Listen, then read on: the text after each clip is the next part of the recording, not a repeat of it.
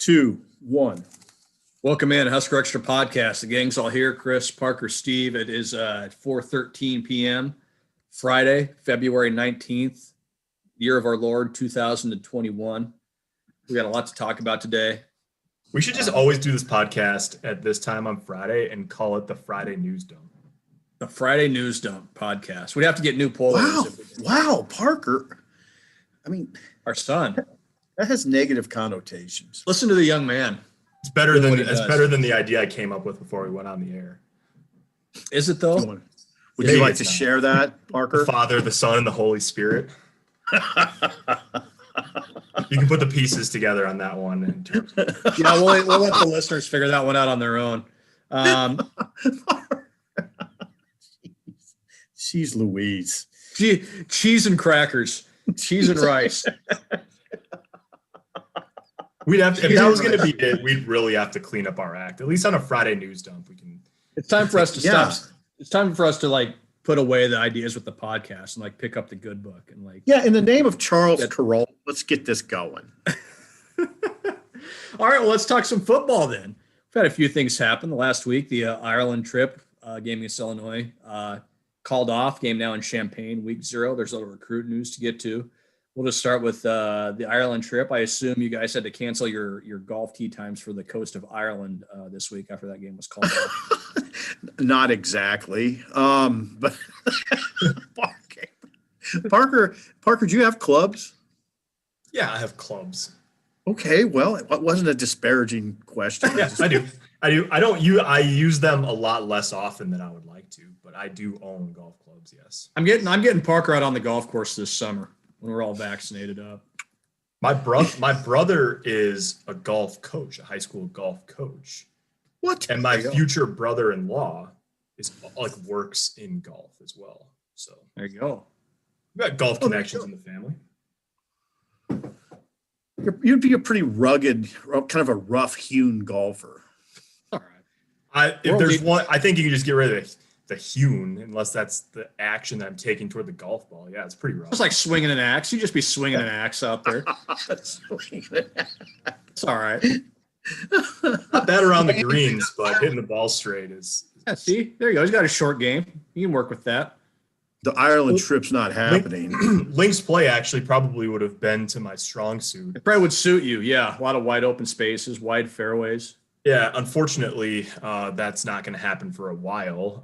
It is not a surprise, right? I mean, the pandemic put this game in jeopardy a long time ago. It seemed like it was trending this way.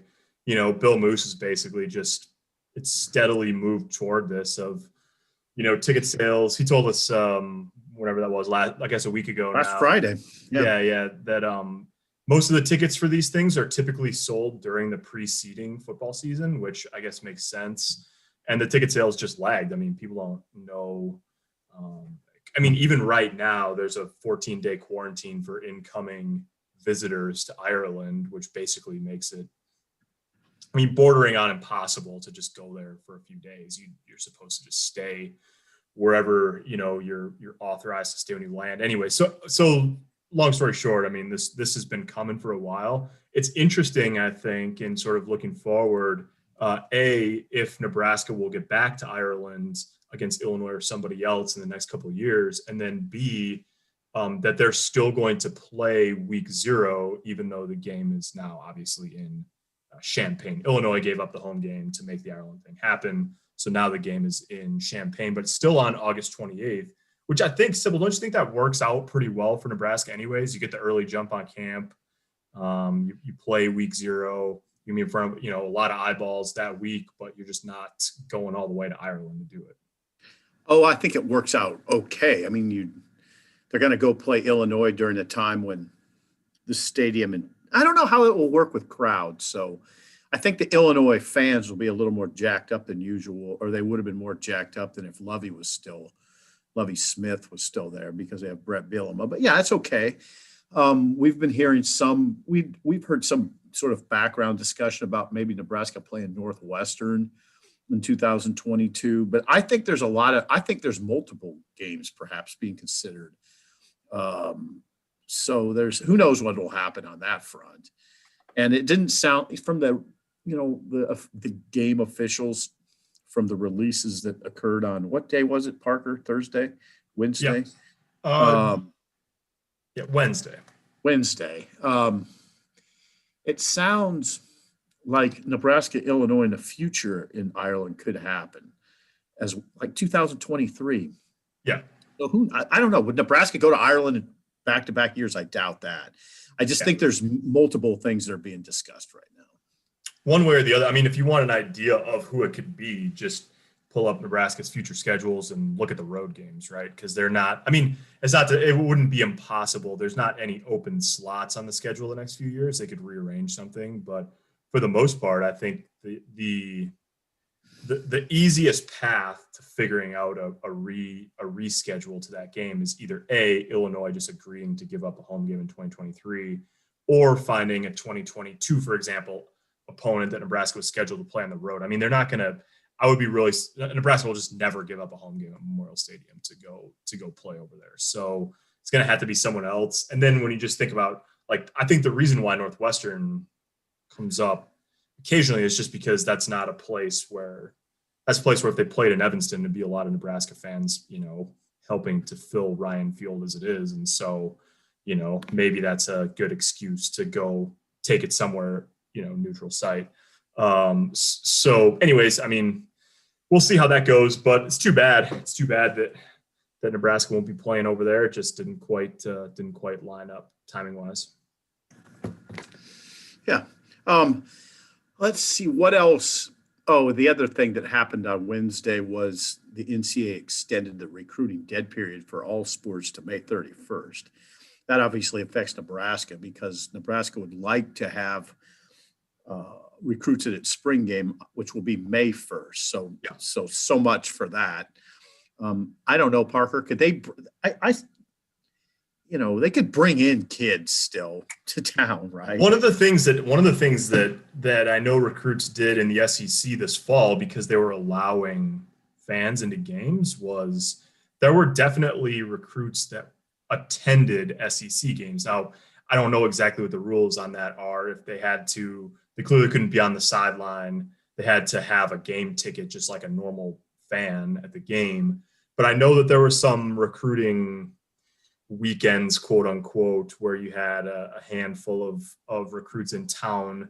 They couldn't do it, dead period was in effect. So they couldn't have an official tour of the facilities or spend time with the coaches, but they could see what it was like to attend a football game at, Death Valley or in Tuscaloosa or whatever. And so if they allow, let's just say 50% capacity at Memorial Stadium on May 1st, and some of those 40,000 that end up at the stadium happen to be kids that Nebraska really wants to come play football at the school. I mean, that wouldn't be, I don't think that'd be shocking, no. But it will not be able to be an organized, formal recruiting weekend on May 1st.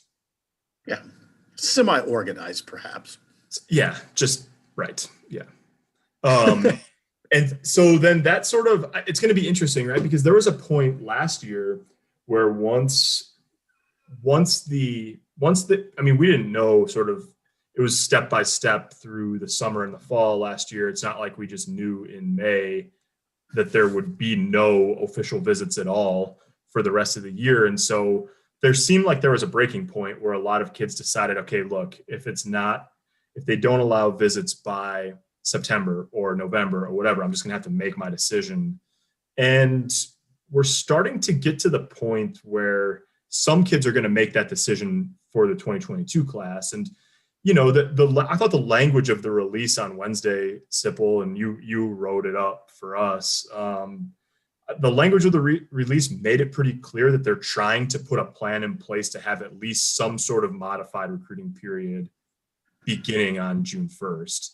But what that looks like, I mean, they said we're committed to having a system in place where kids can get out to see campuses, but we don't really know what that's going to look like at this point. So it seems like there are definitely kids. I mean, there was a guy in Lansing, Kansas, Caden Crawford, who basically told one of the recruiting sites a couple of weeks ago, yeah, if they back it up again, I'm going to have to think about making my decision earlier.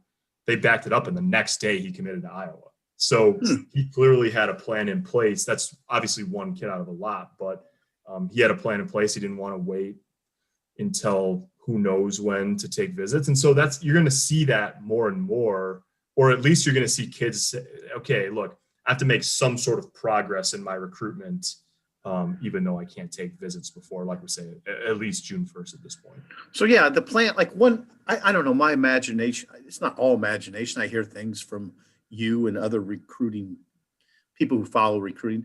A lot of this is Zoom calls. A lot of it is virtual visits.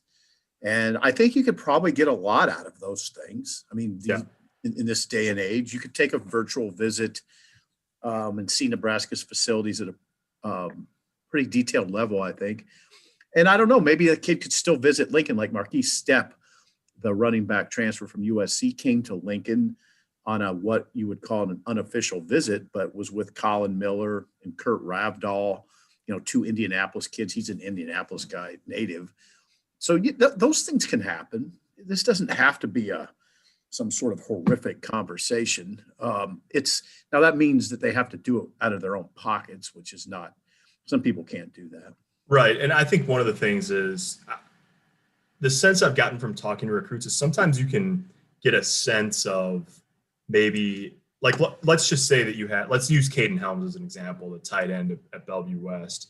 I mean, that guy's got 20 offers now, or somewhere in the neighborhood of 20 Power 5 offers all around the country.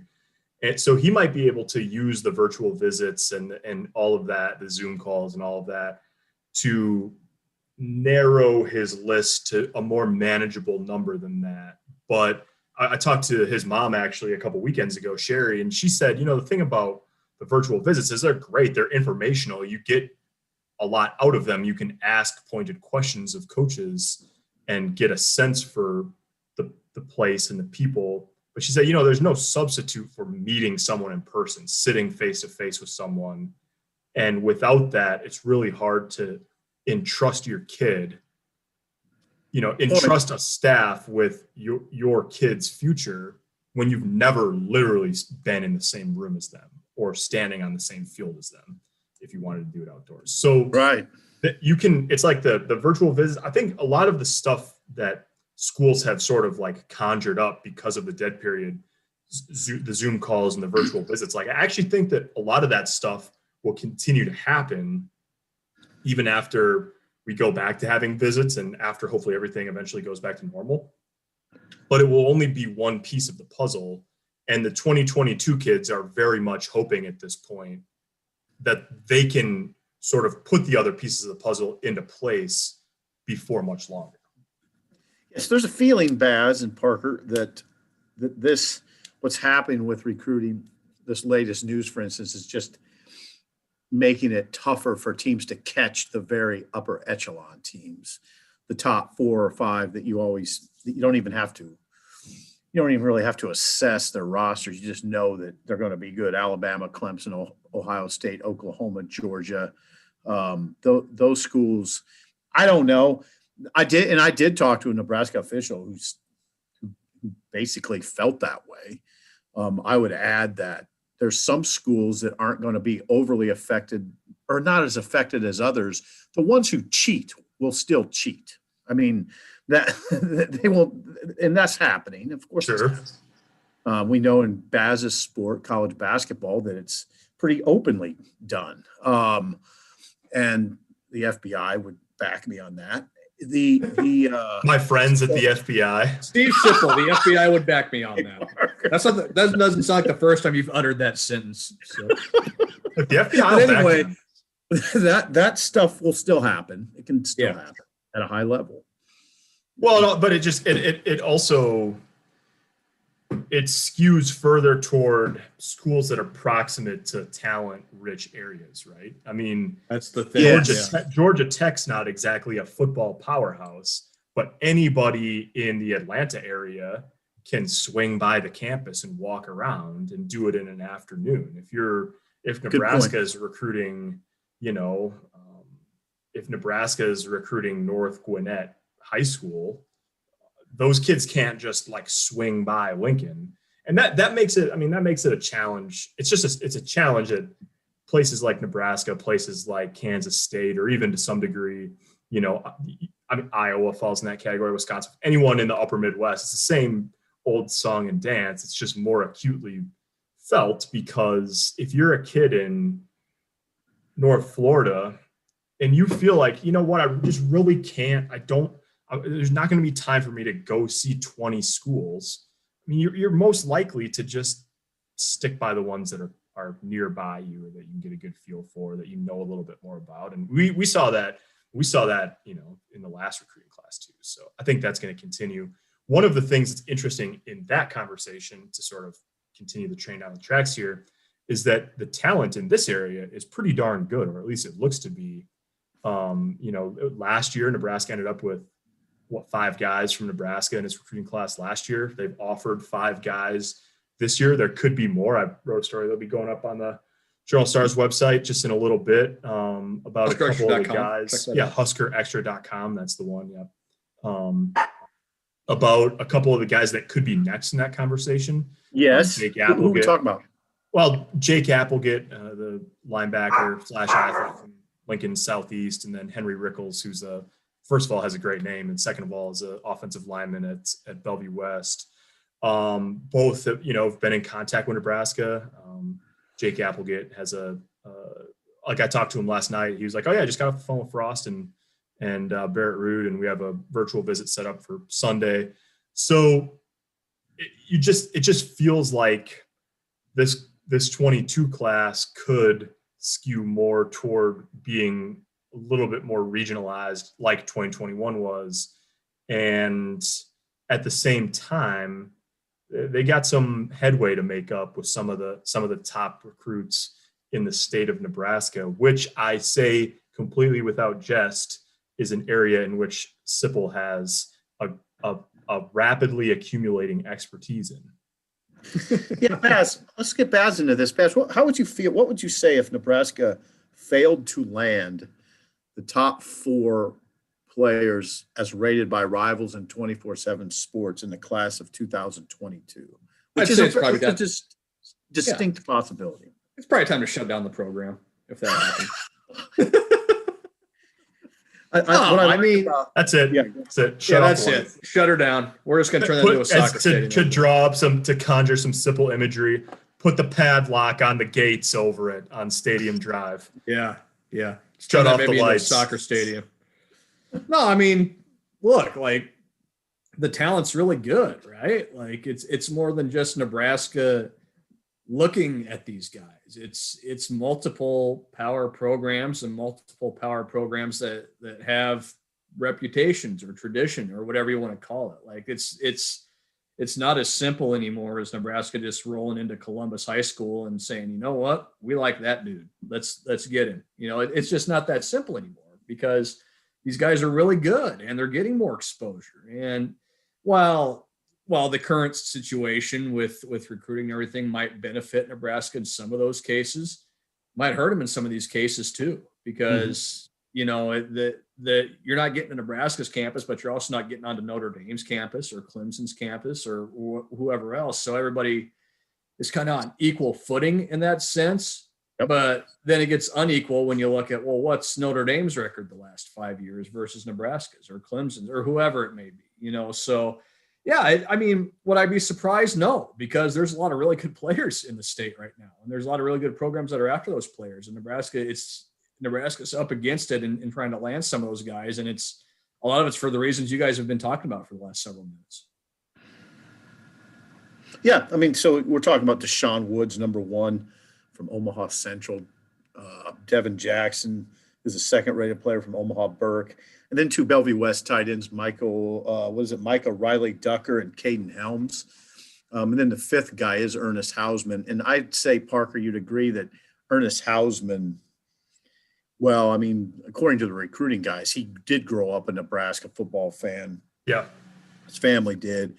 And they would probably, of those 5, they have the best chance to get him. Caden Helms would probably be next, although it's going to take a lot of work for even those 2, I would think.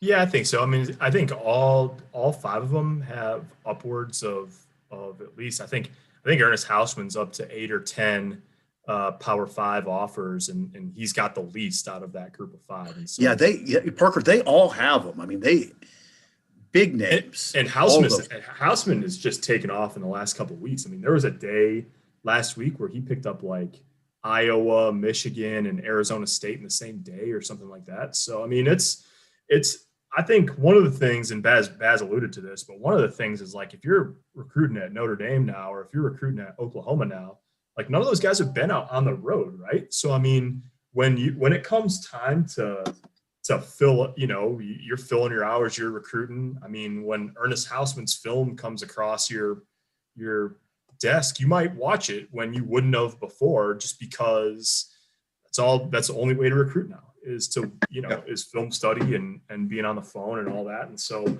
that's part of it. And then part of it, like you say, Sipple, is, I mean, some of these guys are just, first of all, none of them have been alive for even a conference championship at Nebraska, right? I mean, they haven't seen the success that a generation before sort of associates with Nebraska football. And then on top of that, Devin Jackson, I mean, both of his parents were Division I athletes at Illinois.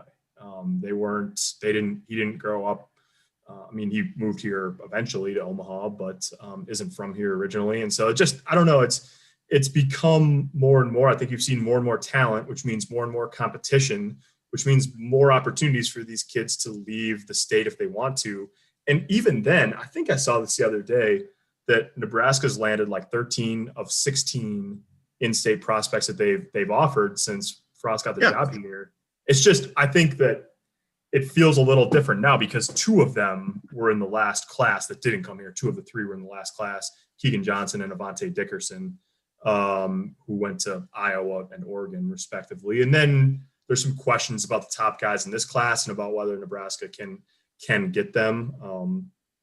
And so that's why it feels like maybe the proverbial wall isn't quite as strong as some people would like. But I mean, that's the nature of the business when you're recruiting guys that carry the kind of reputation that this crop of players has developed for themselves, and rightfully so. It kind of reminds me of something Will Bolt, the Nebraska baseball coach, said a while back. We were asking him, how he was approaching recruiting and if he was worried that some of the guys they were recruiting would get drafted in the Major League Baseball draft and wouldn't come to Nebraska. And he said, well, that probably means we're recruiting the right guys, right? Because it means we're recruiting really talented dudes. And Nebraska's certainly going to recruit these guys, but if they don't get them, that doesn't necessarily mean that's a bad thing. It means they're in on some really talented guys that a lot of schools want. So Nebraska, in a sense, has the built-in advantage of being the home school on some really talented dudes, even if they don't get them. But just because they don't get them doesn't mean it's this massive failure. It means that they're after talented guys. And if they're after talented guys in Nebraska, then guess what? They're after talented guys in Florida and Colorado and Ohio and wherever else it may be. So I think that's part of what you have to look at with this. But it also, I mean, it's fair to say, though, it would not be a great look for Nebraska if they struck out on all of the top 4 of one of the most talented classes in recent memory in the state. I mean, that's not an ideal situation. No, it's not. Stretch of the imagination. No, and I don't know. I guess it sort of is self-evident, but we do say a lot of things that are self-evident.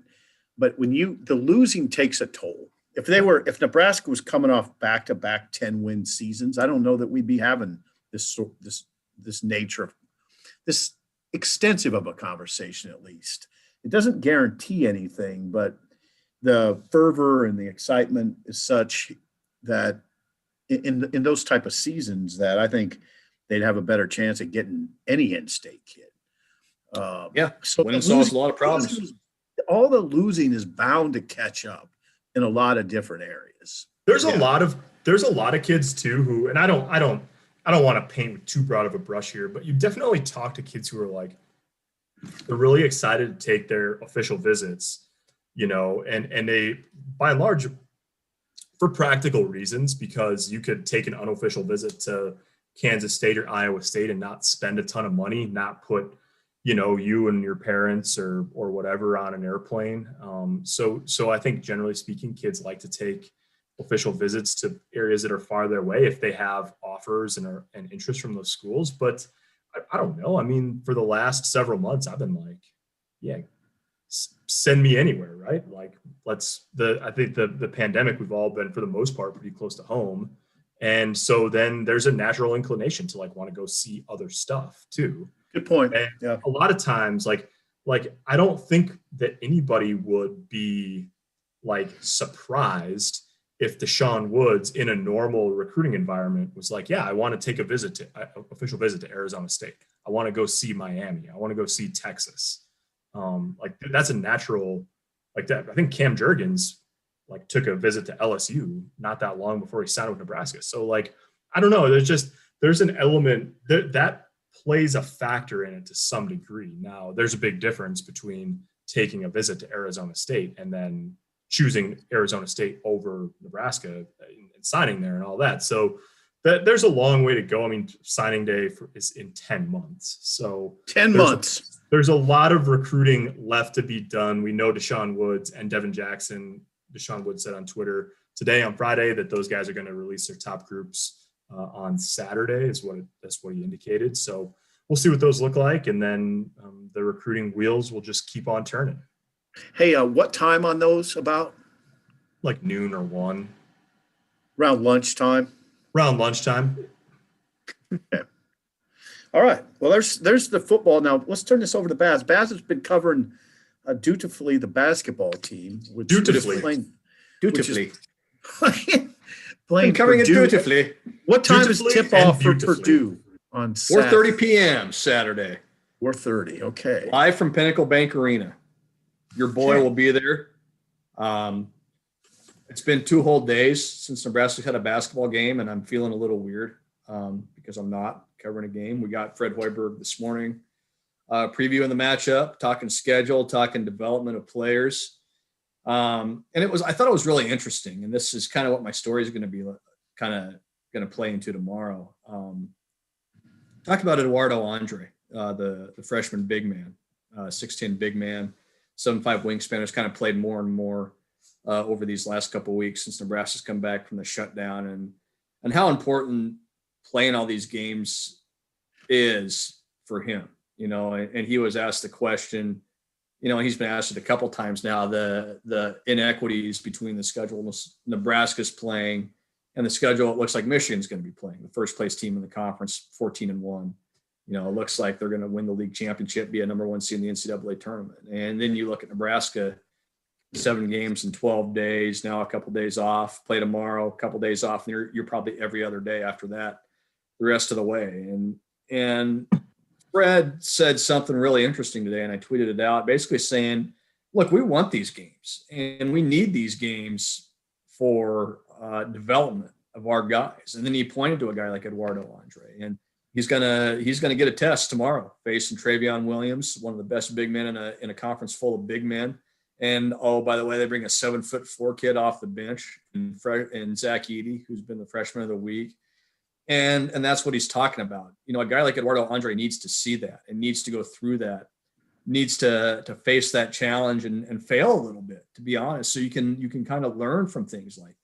And of course you want to go out there and play well, but it's an education. So yeah, this is a tough game. They're all tough games for Nebraska at this point. We're not deluding ourselves into thinking otherwise, but it's interesting to hear the way Fred Hoiberg talks about this. And is the schedule fair or not? Who knows? Who knows what Fred would say behind closed doors, but publicly he's turned it into a situation where they're going to try and use it as a positive, and they're going to use it almost like an audition for next season when you're bringing in a really good recruiting class, and you can see what some of these younger guys have and see what kind of steps your core guys make going into the next season, into the off season. So yeah, it'll be an interesting challenge tomorrow. You're looking at another NCAA tournament team tomorrow in Purdue. It's another, the thing with Nebraska is they've now become that game that none of these teams can afford to lose, right? Like Maryland couldn't afford to lose either of those 2 games to Nebraska.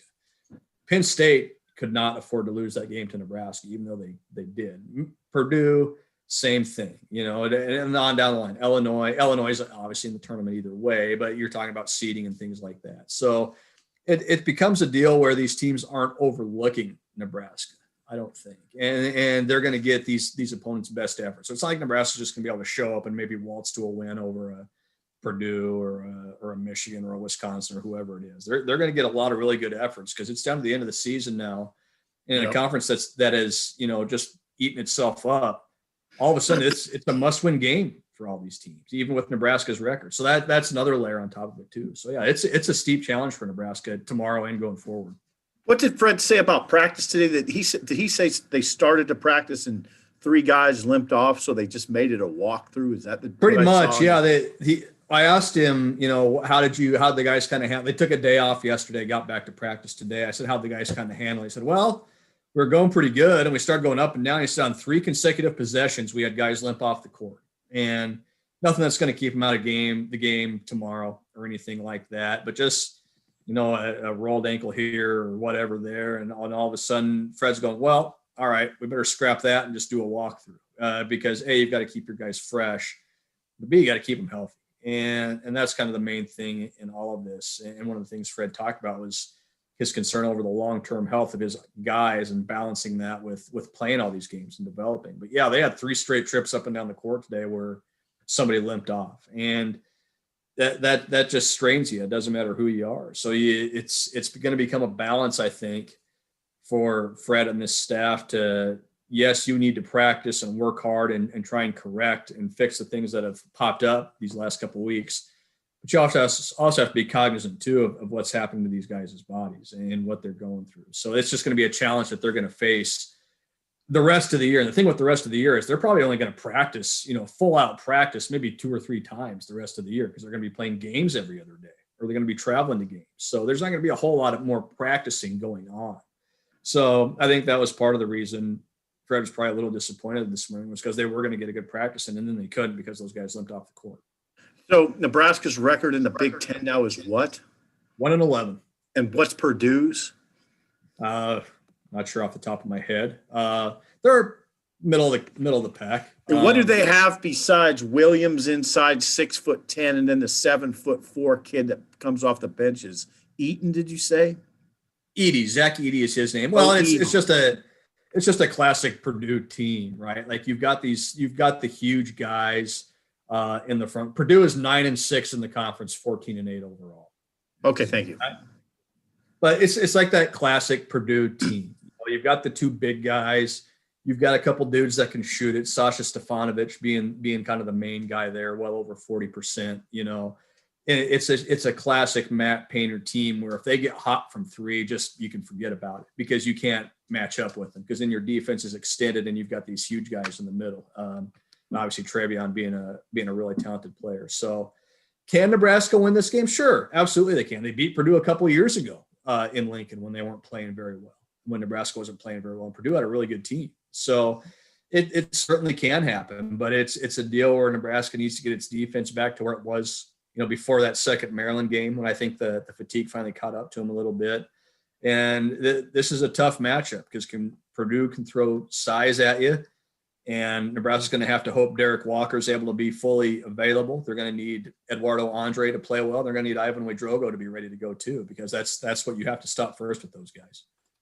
Yeah, Ivan's minutes have declined because I guess because of Walker being available again. And then Eduardo Andre you can see him growing literally by the minute. I mean, he's a pretty good player. He has started playing when he was 14, but he seems to have a good feel for the game and he's super athletic. Well, he played basketball for 4 years and that's easy to forget, I think, when you watch him, because you watch him, even when you watch him shoot free throws, and Fred said this day he's got the nice high release. He looks smooth doing it.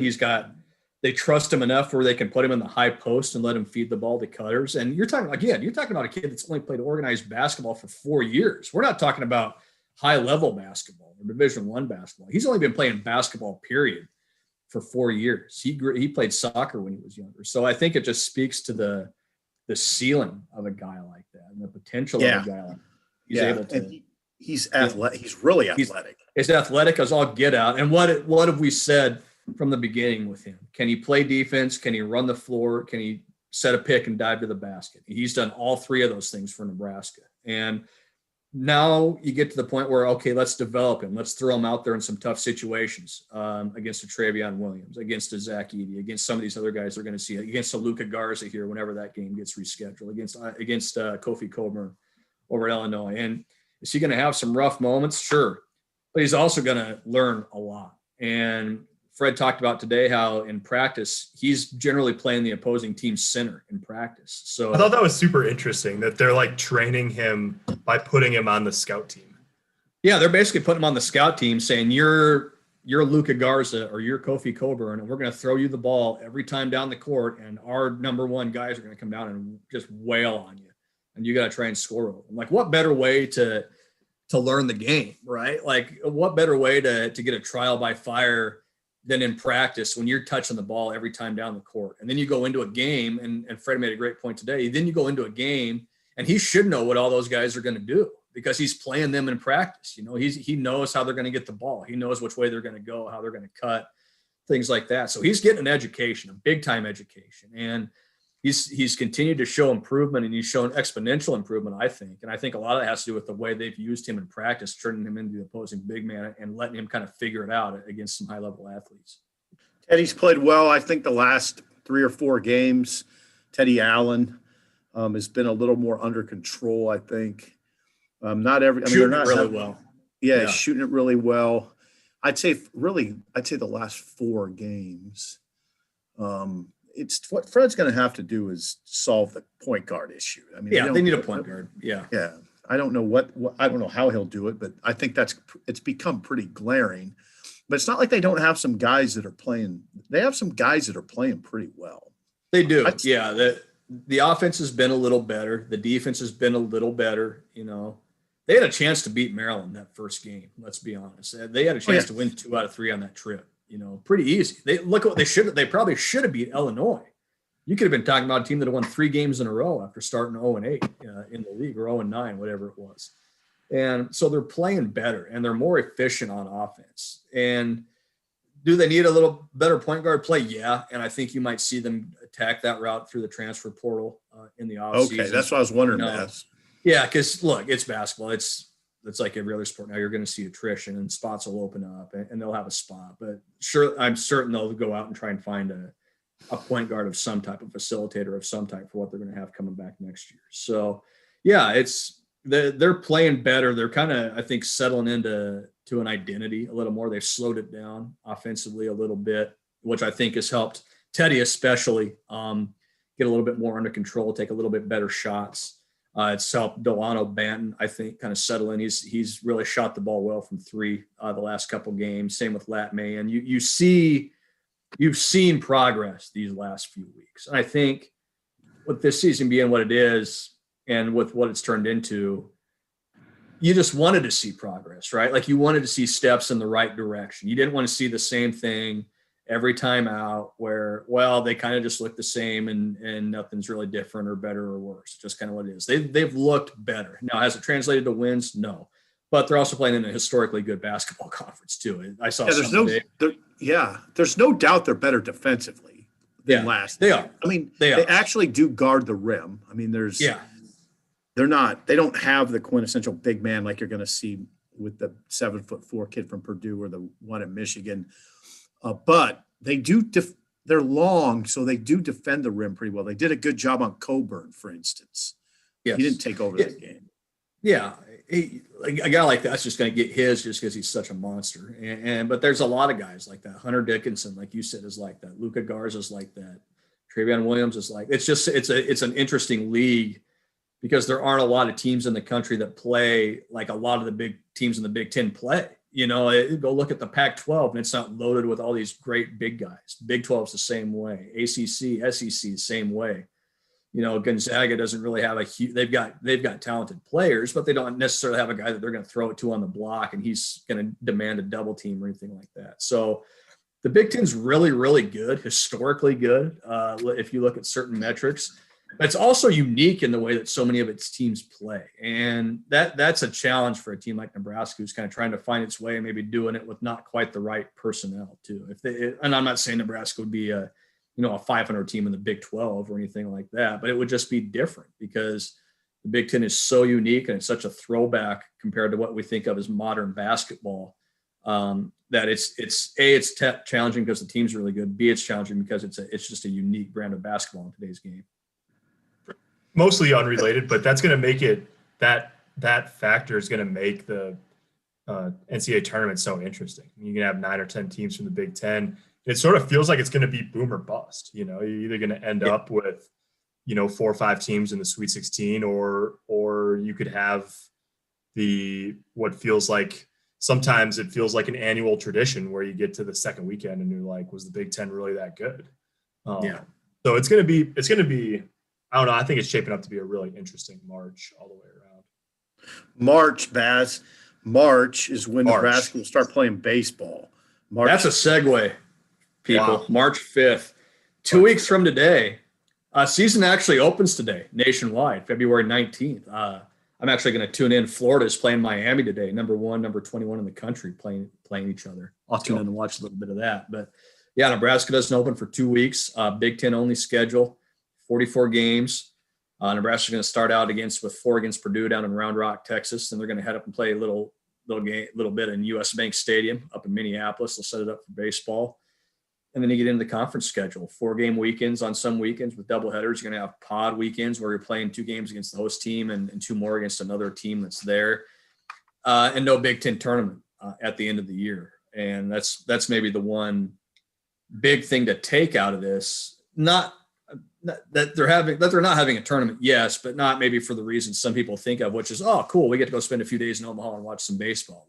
This is a thing that I think a lot of people share this sentiment that could end up hurting the conference. And all you got to do is look at Michigan 2 years ago. That's a team that was basically an inning or 2 from its season being over. They weren't going to make the NCAA tournament. Then they rallied and won their losers bracket game. And then they went on to win the Big Ten tournament. And then look what happened. They ended up in the CWS championship series. And, you're not going to have that opportunity for a team to do that this year. And you could be looking at a situation where if a team finishes, 3rd, 4th, 5th, 6th in the conference and is on that NCAA tournament bubble, are they getting in? Yep, probably not, because the RPIs aren't going to be great. They're not going to have a log of games against outside competition. It's just going to be who they played in the league. So it's an interesting way that they put the schedule together, but ultimately I think it's a little short-sighted in that it could really hurt teams at the end of the year based on the RPIs and the lack of outside competition. Yeah, and I suppose part of the reason they do it is, well, like you said in your story, they're playing an all-conference schedule, so why play a conference tournament? I mean, that part of it kind of makes sense. Yeah. Yeah, would it make sense too that if they play non-conference opponents, they're playing teams you with testing protocols that aren't like the Big Tens, in some cases maybe aren't as stringent. I wonder how much of that went into it. Yeah, probably some of that, but also we're talking about baseball, right? Like it's a sport where you're mostly socially distanced, just naturally, right. And the risk of spreading the virus from team to team is probably even lower than it was for football and basketball. We haven't seen many, if any, cases of that happening where a team is, look at Nebraska. They played Indiana and went on pause the next day, and Indiana never shut down their basketball operations, so good point. I wonder about that. I mean, that's the reasoning the Big Ten is using. I don't know how sound that reasoning. No, I don't know if they are. That's the reasoning Sipple's using. I don't know how sound your reasoning is then, Sip, which is a pretty normal occurrence. But wow. Sorry. Wow. No, I'm the father. The other part of this too, and I didn't even think about this until today, but if the Big Ten, if you're a regular season conference champions, then you're automatic qualifier. What happens if you get to the end of the season, you got 2 teams tied for first in the conference and you don't have a real good tiebreaker? Both go. Are they both going? Is it really going to come down if, say, Michigan and Iowa are tied for first in the conference and they're going to meet on the border and flip a coin to see who goes to the NCAA tournament? And that coin flip keeps a team out, maybe. Who knows what it's going to. I mean, there's a lot of potential snafus here that could happen with the way the Big Ten is doing this. And I'm fascinated to see what it's going to look like. You think Will Bolt has a team though, right? I think he's got a team. I think they're going to be good. I don't think they're going to go out and go like 34-10 or anything like that. They might, but the talent, it's kind of like, I should be careful how I say this. It's a little bit like basketball. I think it's pretty clear that the talent has been upgraded, right? But until we see it in action, we don't know what that means. I think the pitching staff's going to be a lot deeper. I think there's a lot more athleticism at the position players, especially in the infield. Some of those freshmen they've brought in, Max Anderson and Bryce Matthews, both come to mind. Bryce Matthews was a 6A quarterback in Texas who's now playing baseball at Nebraska, to tell you what kind of athlete he was. They've got some dudes, and they've got some young guys that can really play. Plus, you return a guy like Spencer Schwellenbach, who's on a lot of preseason All-American lists, all-conference lists, but one of the best shortstops in the country. He's going to pitch a little bit, comparatively thrown in the mid-90s. They kind of look like a baseball team, Sip, and I know that's something we've talked about in the past. When they get off the bus this year, they're going to look like a high-level team. They're going to look like some of those, not exactly like some of those older Nebraska teams, those CWS teams, but closer to it than how they've looked the last few years. And that's, I think, the benefit of having a guy like Will Bolt and Lance Harvell, the recruiting coordinator. They're going out and finding these guys. They're finding big, strong athletes. And they're saying, we're going to turn these dudes into baseball players. They've got guys that can throw hard, and velocity is going to be up on the mound. I think athleticism is going to be better on the field and at the plate. Does that translate? We'll see. But on paper, this team looks like it should take a significant jump forward just from an athleticism, from a talent standpoint. What is that? So how's it going to work with the crowds in the stadium? Is this a zero attendance deal? Yeah. I mean, until the Big Ten says otherwise, it's a family only situation. And whether that changes a month from now when it warms up and the vaccine's a little more prevalent, we'll see. But for now, I think it's just going to be family only. I don't know if they're going to do it for media at Haymarket Park. We all know. Yeah. Baz, will you be in a press box, or will you be covering? They might put me in a lawn chair out in the berm and just say, center take field, a couple blankets and figure it out. Yeah. Put me in the batter's eye out there. Oh, there's my dog barking. What's that dog's name again? Gus. What's that dog's name again?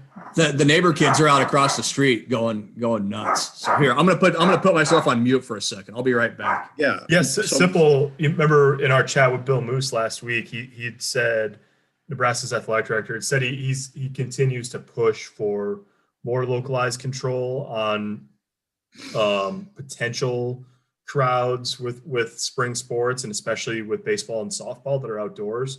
He wants the ability to work with the Lincoln Lancaster County Health Department to figure out what they would deem safe in that regard. But for Big Ten competition, that's for now, that rests in the conference's hands. It's one of those conversations, Parker, that we run into during COVID that creates a little bit of confusion because, for instance, we've talked about this, the NSAA, the Nebraska School Activities Association, for their district and sub-district high school competition is allowing 75% capacity.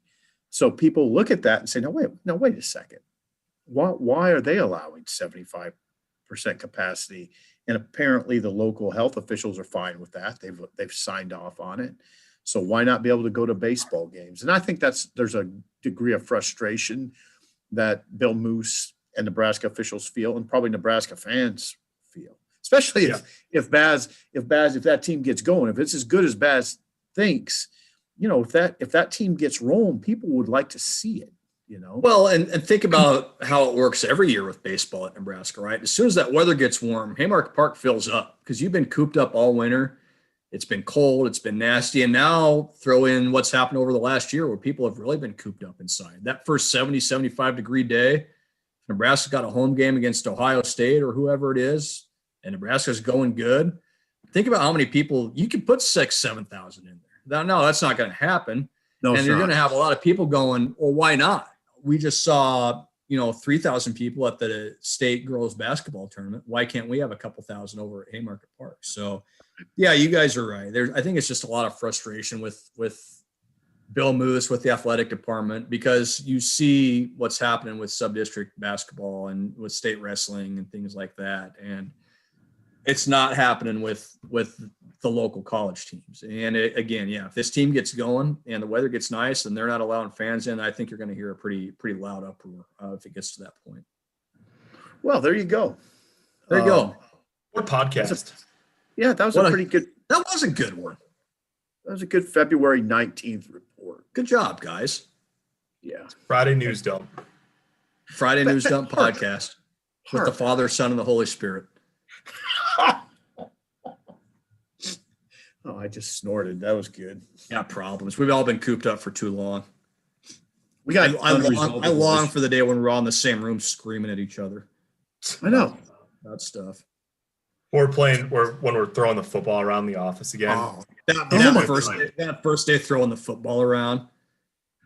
The second I got that second shot in my arm, I'm beelining for the office. I'm grabbing that- the football. That must have been incredibly annoying for some people in the office. Probably. A lot of people are probably pretty happy at the office. So we haven't thrown that thing around for 12 months. Yeah, I mean, we were hitting things with the ball. I mean, we're here like windows and stuff, like other people's chairs. Yeah, desks, small hidden windows phones. about this big. Putting it right on the money.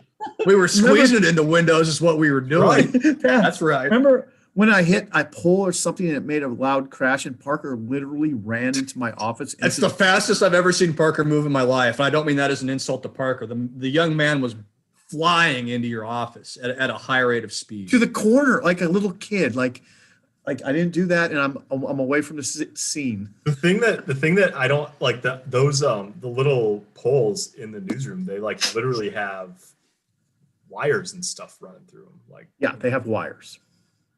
It could have been problematic. It had been problematic. And then we all went home for 12 months, so it didn't really matter anyway. Yeah, we'll All be right. throwing the football around again. Oh, I can't wait. Lick my fingers. Get a good finger. God, lick that's there. disgusting. Yep. Make Make just sure you got a good grip on it. Yep. Yeah. All right, dudes. Good talk. We'll check in next week for our February 26th podcast. I'm sure it'll be just as riveting as this one. And until then, we'll see you guys soon.